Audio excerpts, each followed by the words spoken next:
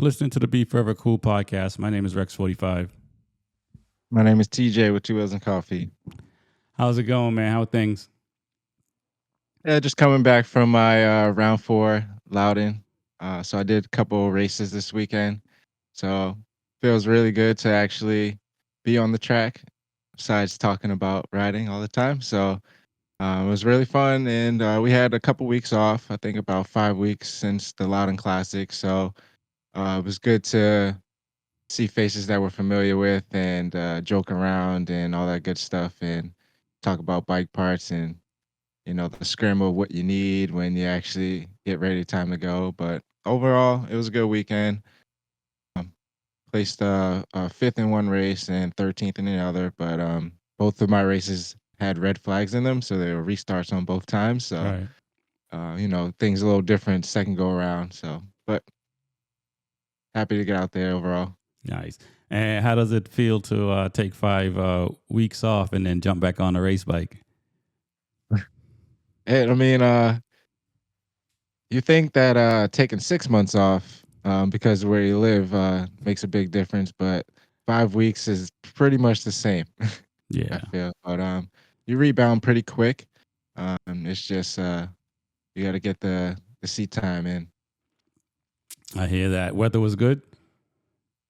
Weather was actually amazing. It was a little on the hotter side, but as long as you keep moving, stay hydrated, you're pretty on the safe side. But it was like in the 80s. So I think it was pretty good temperature. The sun was beaming on the track, so Yeah. It's the always rubber was nice. sticking. Say again? Said the rubber was sticking. So Hey, listen, that's all you can ask for. right. No one likes to slip and slide. Not at So, all.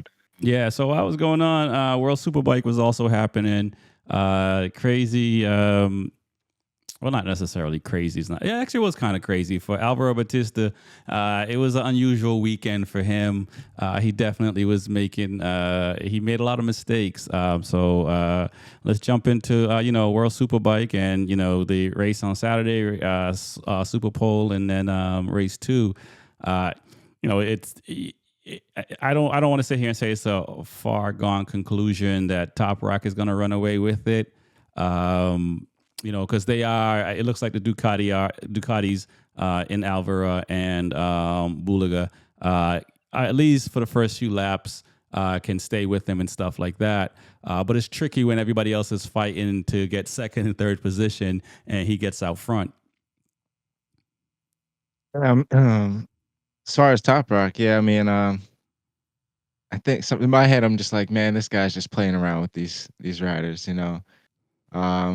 just feels his way through and he just turns it on. And when he finds his mark to get up front, I mean, he's just blowing them away. And that's what, 3 races, 3 wins in a row again for Top Rock. So I think everyone else is in trouble. I mean, there is a big fight, for the second and third. But as far as this weekend, um, it was very impressive from Top Rock. Yeah, definitely. It looks like he's leading. I don't think I'm looking at the right stats here. I think he's leading the whole race weekend. Like, Yeah. as He's far as he's points. leading, so he could take a weekend off. Yeah, he could take a weekend off if he had to, but that's not the case ever. But yeah, he's just running away with it. Like Bautista had a 4th place in the first race. Yep. Um, but yeah, the Super Pole, I don't know what happened, that crash that he had. I mean, I guess they said the gravel was really deep. Right. He really touched it and tried to get back on the surface, and he went down. It was what, second to last lap or last lap? Something close. And fortunate for Bulaga for finishing second anyway. Because if he did not, that mood in the garage might have been different. I'm pretty sure it might have been, when you're the number one rider on the factory team and stuff like that. But you can't start doing Marc Marquez stuff. You know what I'm saying? There's certain things like I know. It sounds like Alvaro wants a certain amount of money from Ducati or something from Ducati to sign again next year. So it sounds like Ducati wants him and stuff like that. So he's not necessarily fighting, and I'm pretty sure other teams would probably want him if he wanted to continue. So he's not in a situation where he's like Ronaldo or one of these guys that may be fighting for a seat. He's a wanted rider. So him doing those riding the way he's riding, like I said, it's a bit like Mark Marquez. Not thinking about other riders because you're usually finishing the top 5 or whatever. So guys that are further down the order, you're not showing the same respect to. You know what I'm saying? So, because even when I think he made a mistake, and maybe it might have been race 1 too, when he was trying to come back up in the pack to get that 4th place. He was also doing some, not sketchy passes, but it definitely showed that he's frustrated in the weekend and stuff like that, and it's unfortunate. And as you say, Top Rock is up by a weekend, so. I'm not quite sure what's going to happen in the next round in the beginning of August. Say again? There's some riders that are out there, especially Albert, that when it comes to the first race, their grip position is not where they should be, which causes all this chaos for him and other riders. I mean, it's hard to place yourself, top 2 rows or such, but like the practice is very important in the qualifying. So if that goes wrong, I mean, it's your weekend probably can go just as bad. But yeah, just like in MotoGP, you can't be in the middle of the pack as a top rider trying to fight to the front all the time. Right. It's I don't know. It's just like you said, it's gonna be dive bombing people, and it's just the risk. Yeah, I don't know if But it's what happened, all these accidents. Yeah, I don't know if the risk is worth the reward. We saw Sam Lowe's. Man, he had a nasty high side in the super. I think it was a Super Bowl race, and he was ruled out of race 2. Looked like he has a broken collarbone and maybe a broken rib, or fractured collarbone and broken rib, or something like that. Yeah, that was a nasty high side for sure. I mean, especially when it's I mean, you never expect it, but like it's just, man. Um, yeah, that's never good, and hopefully he has a speedy recovery. Because what is that, collarbone and a rib? Yeah, I believe a rib. The collarbone, he can probably, we saw Joe Roberts come back after a week with a fractured collarbone, but the rib, it depends on. I'm no doctor, but it depends on which rib and how difficult it is to breathe, right? Yeah, can't laugh, cough, none of that good stuff. But I mean, hopefully it's broken, but hopefully it can heal quickly. I mean, I know some guys ride with bruised ribs and such, but seen it happen. But yeah, hopefully it gets a speedy recovery. Right. Sure. So he does have a little bit of time. They don't race again until August 9th in the Portuguese round. So, he has at least a couple of weeks. Hopefully, he'll be in a place where he can at least ride. It was good to see Inoni and Petrucci. Yes, thank you. Do well. It was bad. I forget which race he because he crashed, right? Petrucci in the race 2, I believe. Somebody took him out. Yeah. Oh, I think it was him and Redden. It might have been him and Redden, or I forget which one of the other riders. I think it was Alvaro actually, right? Because he got squeezed. He got squeezed in the middle there between 2 riders at the start. So it's unfortunate that he's riding well, and I think he has if Bautista doesn't resign with Ducati factory, I think Petrucci has a good chance of getting that factory seat. The way he's been riding and the way he can come from behind. The downside for him is that he doesn't qualify as well. I think if he can fix that and continue to ride the way he is, and I think he has a good shot to probably get that seat if Alvaro doesn't want it. I'm sure Alvaro wants that seat, but I mean, Petrucci, I feel like is the next runner up. I mean, he got the resume for sure.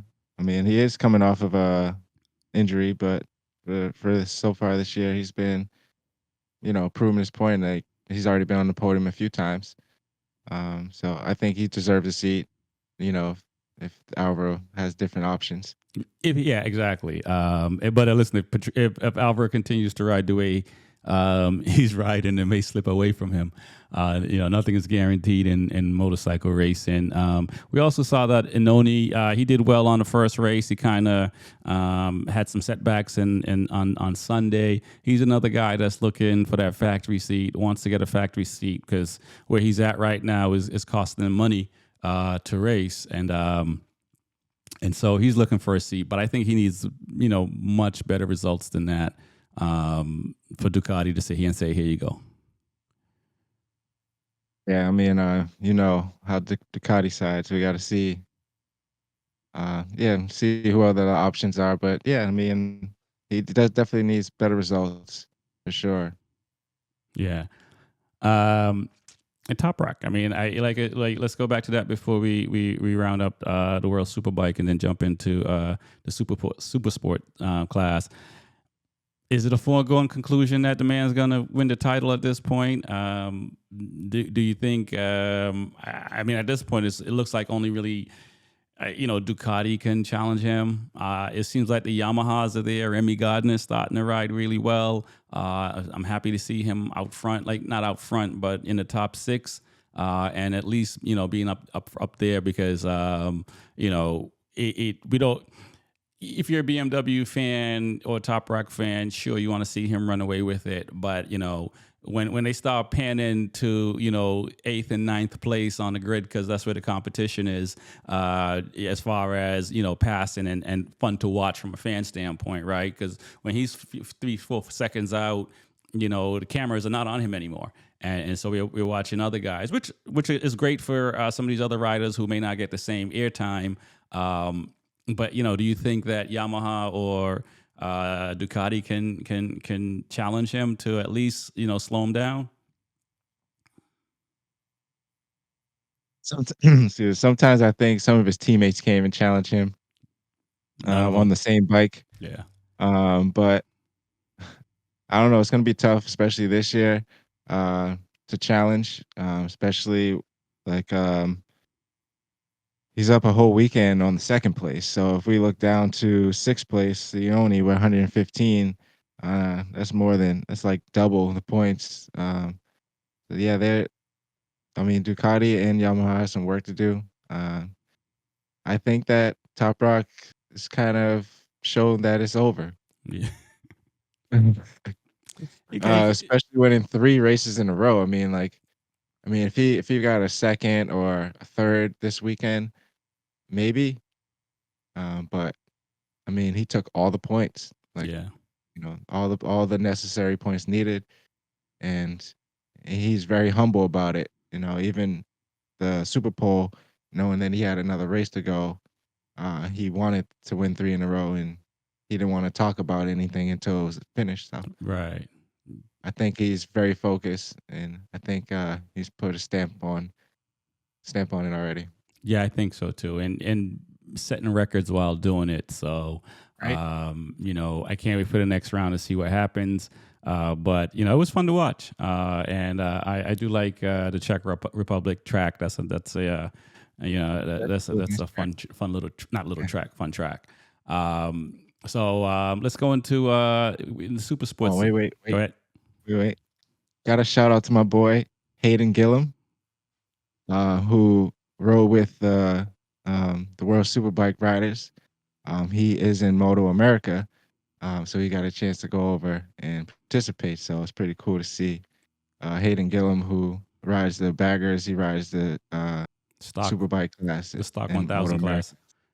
No, Yep, stock 1000. yeah. He rides a stock 1000. That's pretty cool to see for him, for Honda to even reach out to him and give him the opportunity to come out on the track because they could have looked in BSB, they could have looked in Asia, they could have looked in Australian series. So that was pretty dope for Honda to do that. And to give him a ride and stuff like that, and he also won the classic, right? So shout out to Oh, Gillum exactly. for that, That's another right? thing I was And saying. he got that He did. money.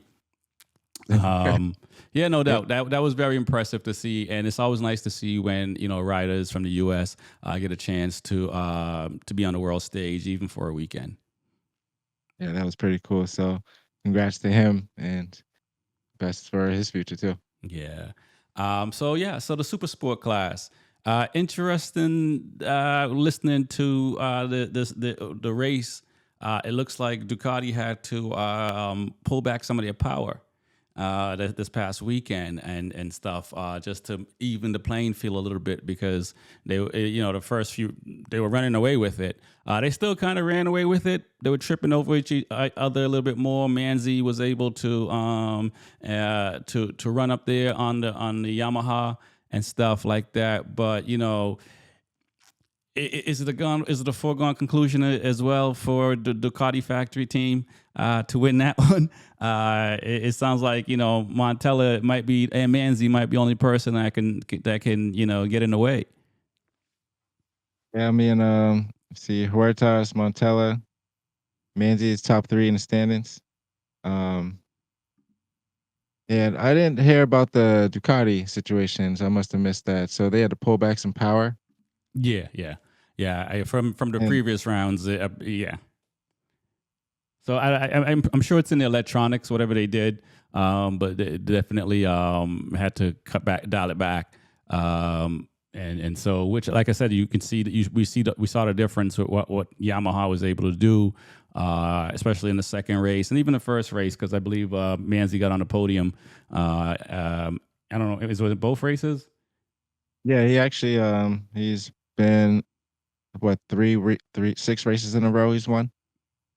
No, man, on the Um, podium, not. You're talking about Adrian Huertas as won 3 races in a row, not Manzi, right? oh, sorry.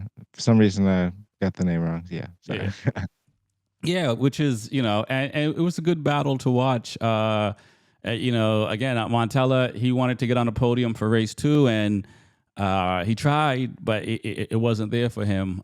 So they had 2 Yamahas on the podium, and the factory duck on winning it. So it's World SuperSport is just as fun to watch. There's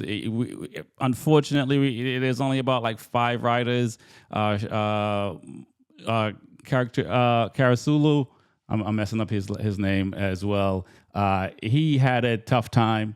Shredder had a tough time as well. So it's gonna be tough for those guys to fight up front if they keep having bad weekends. The race 2 for the Super Sport, I thought it was pretty aggressive. There was a lot of chaos in that race. A lot of riders low-sided, crashing each other. Yeah. Some ran off, especially turn 1.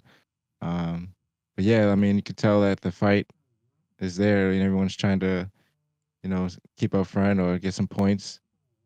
But yeah, this it's another looks like a runaway with that series as well. It might be a bit of a runaway, for sure. Again, they're going to be in Portugal in a couple of weeks. The interesting thing to see is that the WCR and the 300 Super Sport classes, they're intertwining, or they're changing. So this weekend we didn't have the WCR. The past few weekends we didn't have the 300 Super Sport class, and so it's interesting that the organization is doing that instead of just adding one more race. They kind of either or kind of thing. And I the 300 Super Sport class all didn't do all the rounds anyway.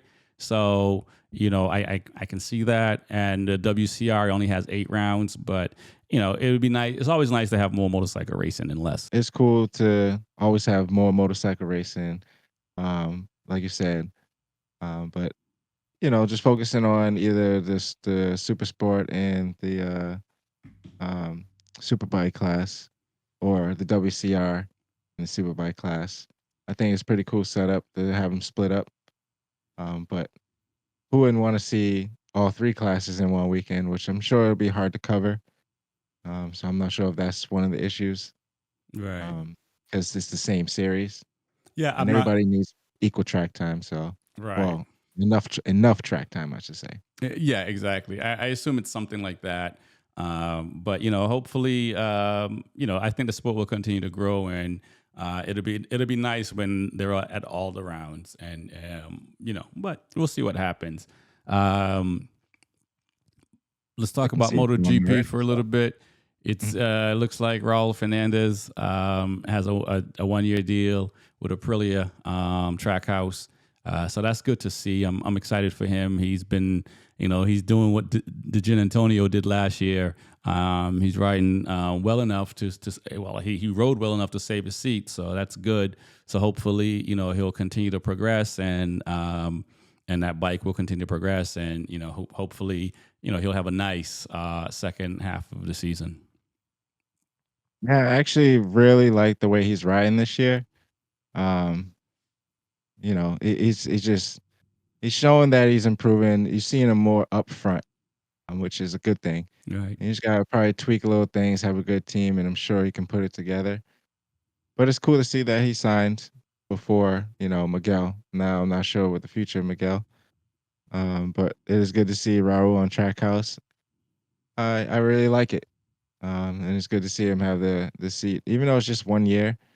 So he's probably gonna have to go through the same stressful situation halfway through the season next year, so that's tough on himself or the rider, any rider for 1 year contracts. But to know you have a seat and it's the same manufacturer is pretty cool. Right. Yeah. And you still got more than half of races to go in the current season, so he has a lot of time to really show that he should be in MotoGP longer than 2025. Like I said, we'll see DeGin Antonio has done it, and Antonio has done it, and he might even I think he had the option to go with Pramac for Yamaha. I believe he's probably going to stay with Ducati. I just think he wants to be on a winning bike. But nonetheless, he went from almost being out of MotoGP to now having options to with different manufacturers. So hopefully for Raul, that would happen, because he rode really well in Moto 2. If you'd have asked me then, I probably felt like he probably should have stayed one more year in Moto 2. Because he came out, him and Gardner was fighting for the championship, and Gardner won it, but Raul came up as well, and I think if he would have stuck around, he probably would have won the championship the following year. But nonetheless, when MotoGP comes knocking, usually you don't say, I'm not going. Unless you're like one rider. Exactly. One or two. There's only one or two that didn't Okay. jump on that Aprilia when they had the opportunity to. So it's Right. tricky. So that's good to see. I think we have still a few more weeks left of the summer break. We don't really like to get into too much gossiping, but it looks like Bagnaia has gotten married on the break. So it's like, Valentino Rossi looked like he's having a second child. The VR46 Academy is becoming more of a family. Right. Yeah, congratulations to Pecco. I guess perfect time to get this done. And congratulations to Pecco getting married. Sure he's excited. And yeah, another family member.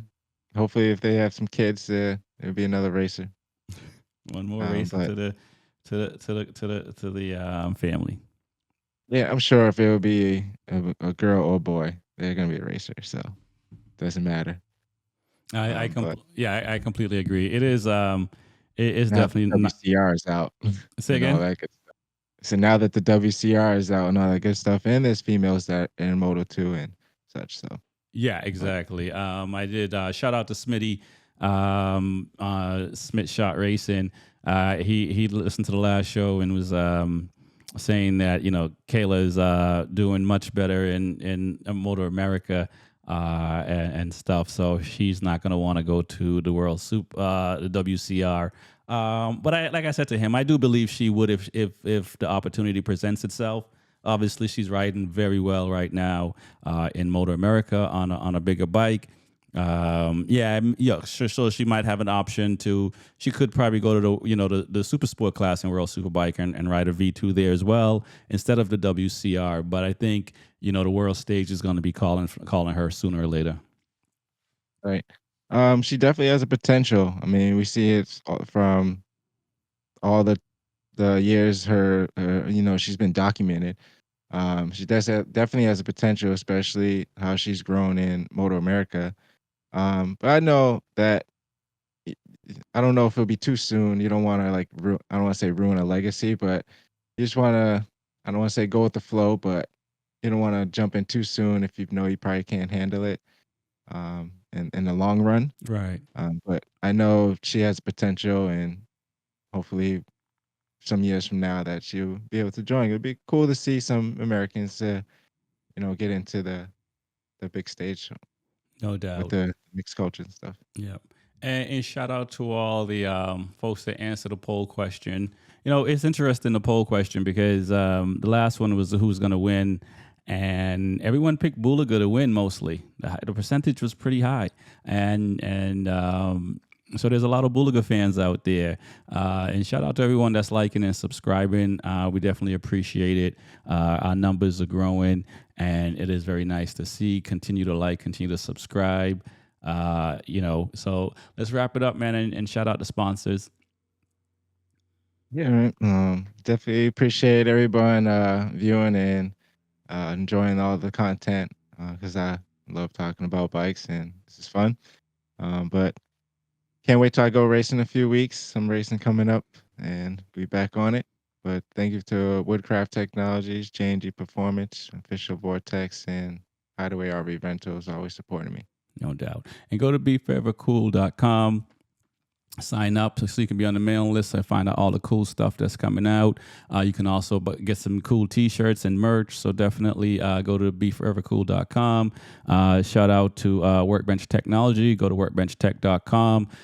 If you have any IT needs, if you're struggling with CrowdStrike or anything like that happened this past week, Goodness. you know what I mean? Also, go to fullgasproducts.com. We have a B4evaKool 10 discount code. So definitely go support Aaron over there at Full Gas Products. And, let's do the damn thing. My name is Rex45. My name is TJ, Two Wheels and Coffee. Peace.